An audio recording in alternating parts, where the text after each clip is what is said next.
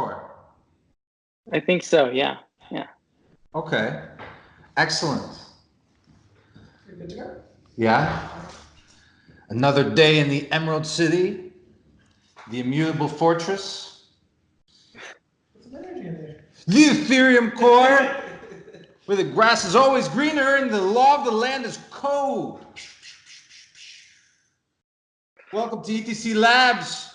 Today we've got Zac Mitton, who used to work at Consensus, and now we snagged him over to ETC. Zac, welcome. Thanks, man. Thanks for having me. So I want to kind of understand a bit about your experience. You know, you've been in this since the beginning.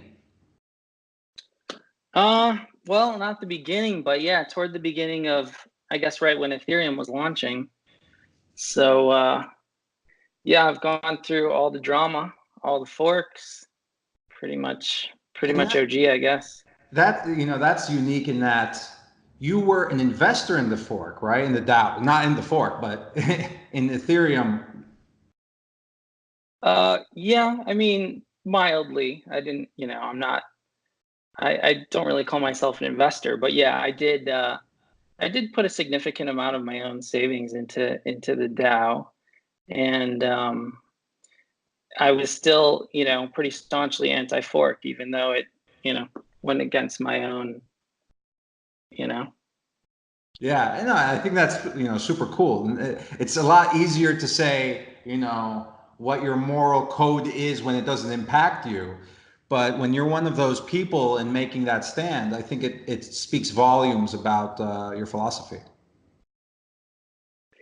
So, right now we're going through this renaissance of Ethereum Classic kind of brotherhood. Where do you see that going right now? Well, I guess they're kind of they're friends and they're also competitors. I could see it going in a few different ways. To me, I think a big part of this story, no matter what happens, is going to be that Ethereum Classic is still important, as even if it's just like a kind of a backstop for Ethereum. Like if Ethereum tries to go in the wrong direction or do something horribly stupid, there's not really much that community can do except for come back to Ethereum Classic. It's sort of like the logical solution to any kind of contentious hard forks. I mean, if another hard fork happens that's contentious, doesn't make a ton of sense to have like a third chain sort of in between, sort of like an Ethereum 1.x classic or something. I think for a chain to survive, it's got to have a pretty heavy narrative. And if you have a bunch of hard fork chains, really the only one that's going to stand out is the one that was immutable from the beginning. So, I don't know where they're going with there was like the parity hack that they might try to refund that. I don't keep up on the news exactly with all that stuff, but I think if they do that, it would be a pretty bad thing for the network, and a lot of people might, try to move back over to ETC.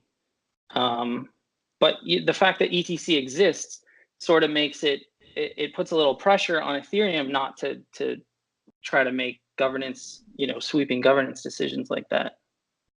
Yeah, and what you're discussing about this, that we're working together in the fact that we kind of promote and give momentum as far as motivation to each side, right? Not making mistake, not adding more value. I mean, can you expand a bit more on that idea where you're saying Ethereum needs to be more on their toes because of the existence of an Ethereum Classic? Well, I mean, I think a big point of blockchain and a big point of, even the fact that we run full nodes at all and have this data redundancy is the ability to actually have a say in the matter. So people who don't understand why Ethereum Classic should exist or don't think it should exist, I would argue don't really understand like one of the main purposes of blockchain in general. because there's no reason for all this redundancy and all this unscalable, inefficient computing if at the end of the day you're just following the leader anyway. I totally agree with that. What are the things you want to see us, working on? What are you excited about next in the roadmap for ETC?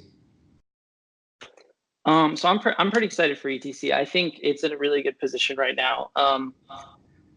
As far as some of the directions that Ethereum is going, I think they have a really difficult roadmap, and the fact that Ethereum Classic has made a couple important moves to differentiate itself are going to be pretty.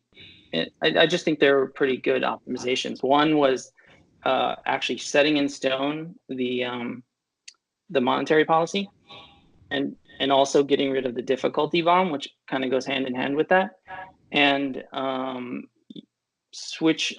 committing to proof of work, because I think proof of work was the big innovation with Bitcoin, really, and I have a lot of respect for that. Ethereum, proof of stake, I think that's great research and everything, but I haven't seen it. I'm not convinced. I'm a skeptic at heart, and I'm definitely not convinced. And everything I've seen has been really just so complex that it doesn't strike me as being innovative. Most innovations are they're simple, they're beautiful, and there's a truth to that. But everything with this proof of stake stuff has just been very complex systems, and I'm afraid that they just hide the problems deeper into a complexity. Yeah, I honestly, personally, am a fan of proof of work. The fact that we have, as a community, said, look, it's a fixed monetary supply and we're going to be proof of work, and not discussing that over and over again, I think that's been a positive for ETC as well. Because really, you could just continuously go back to the question of, should we be proof of work? You could, do this forever. So I agree that that's helped us philosophically. But moving forward, because I feel that these are pretty entrenched now in the DNA of ETC. What's that next big decision we need to make as a community? Is it abandoning Constantinople and getting ready to go into Byzantium? What's the... Yeah, I would like to see us follow most of those uncontentious, or hopefully uncontentiously follow some of those upgrades. So with Byzantium, there was some pretty useful ones that allow for privacy. I think there were 3 new opcodes that allow you to do zero knowledge proofs and things like that. So that could be really useful, to make things like a Zcash token, which I looked into a little bit, and as far as Constantinople, again, they're not that contentious, I don't think, and they're pretty much just basic improvements. So I would love to see that stuff get adopted in a way that has 99% agreement, and everybody's on board, and it's non-contentious. But at the same time, I'm not the guy that's going to try and push anything down anyone's throat. I think the most important thing is that we stick together, as a network. So that's really what we need to do. But Ethereum Classic has already proved that they're able to pull off a hard fork. They've done it. So I think that's a good precedent as well. The other thing I probably should talk about is ETC Labs working on the multi-geth initiative. I think is really cool, and I was super stoked when I learned about that when I was first joining, because it turns out there's a ton of software to be written in all this stuff, and a lot of these blockchains are going to probably run out of money at some point. I mean, there's a lot of money in the space still, but there's, when you're competing like that, you're just redoing work. It's not efficient. And Ethereum Classic is in a really good position because not only does it have this philosophical difference than Ethereum, but it also is able to, especially once we move to multi-geth, it's going to be able to enjoy all of the code and updates and everything that literally hundreds of developers are putting into the project. So I think that's like a much more sustainable architecture. Just for viewers that might not know, so right now we're at Classic Geth, and we're looking at multi-Geth. Yeah, so when the hard fork originally happened, the some of the teams like forked Go Ethereum over and started working on it. And then as time went on, they made more and more changes, and it kind of like split off into like a very separate code base. But the idea now is we've got like Isaac working on this, and I think maybe like Wei. The idea is to pull all the upstream stuff from Geth, from like Ethereum Geth, and then just automate a process of like just adding like an Ethereum Classic option to the main Geth client. So it's basically almost exactly the same code as like Ethereum Geth is running, but then it would just have like a few extra updates, so you can do like a -- Classic, and then you're just on the Classic chain. And from what I've understood from the community, everybody's kind of on board on the multi-Geth. Well, I know I'm on board, and I know like everyone at this company knows it's a great idea. But to do anything like this, I think we need to get the community involved in too, because there's other dev teams, and there's also the fact that, like I said, I want us to go to Byzantium and Constantinople eventually, but just coordinating all that, like there's a ton of work that's like probably involved with that kind of thing. So it'll like, take time, but it's not rushed either. Are there any lessons we can take from consensus and bring them in to ETC as a community to improve on those communication issues? Or do you think what we've got might already be looking, healthier, more decentralized, and at the same time more conversational? I mean, do you think that we need to move towards a consensus model or how can Consensus the company, you mean, or are you just saying? Well, I'm thinking about it from a community perspective. Are there lessons we can take from Ethereum and consensus and bring them to ETC Labs and ETC? Well, I'm trying to think of like what the advantages would be. Obviously, it's a little bit harder to have to coordinate these things, but I'm of the opinion that it's not necessarily about like having the latest tech in there and getting in there as quick as possible. I don't think you necessarily need to be like the first mover. Like, for instance, these Byzantium new opcodes, no one's even using them in Ethereum yet. I mean, if you look at the chain, there's like very few transactions that have ever even touched those opcodes.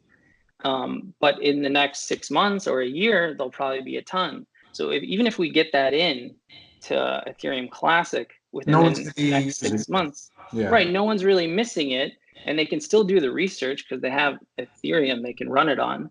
And if they want to deploy it on Ethereum Classic, then as long as Ethereum Classic is ready before the day they need to deploy, I think it would all work out. And the only argument against that logic would be that if we've got other blockchains, so we're kind of competing. I mean, I'm just every time I agree with everything you're saying. I'm just trying to think of what's the counter to taking our time.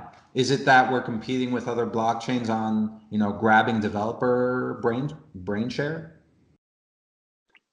Honestly, I think it's mostly just like a marketing PR thing. I don't feel like Ethereum Classic is really competing with too many other blockchains besides Ethereum and Bitcoin.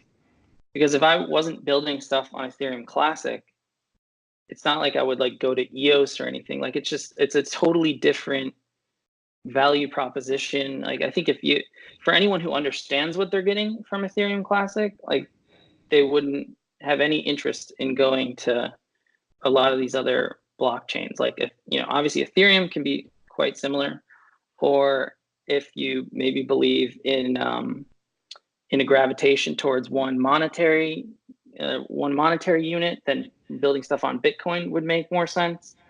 But it's way harder to build on Bitcoin.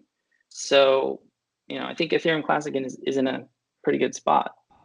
And I think hearing you reiterate that is one of those things that brings light to the mission, right? Making people understand that there's really only a handful of blockchains that have relevance to be discussing, and that we're really not competing with some of these other very well marketed, but definitely not as resilient and experienced as Ethereum Classic. So, with that being said, what would you want to see the community doing more to kind of get that message out? I mean, what do we need to be doing to make that more, to increase that awareness? I don't know. Do I we guess need to be that's building more? building more. Yes, I think there's a lot of products that I think that we could have and benefit from. That would be really, really great. They aren't necessarily all specific to Ethereum Classic, but I think the biggest dApps are like the financial instruments and derivatives and stuff. So the whole MakerDAO thing, probably like late on the train to complement them because they're pretty huge right now. But I think we need to maybe convince people to launch their tokens on Ethereum Classic because, and again, it's a really good value proposition from anyone that's like in the Ethereum community or it's like willing to already do it on Ethereum. We have all the developers. It's the same development process. You can already use Truffle like pretty much exactly as is.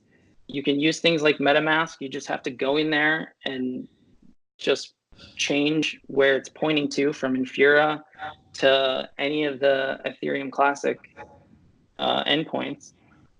And you can build everything in Solidity. So there's nothing as advanced as that except for Ethereum itself. Yeah, so So the same tools, lower gas cost.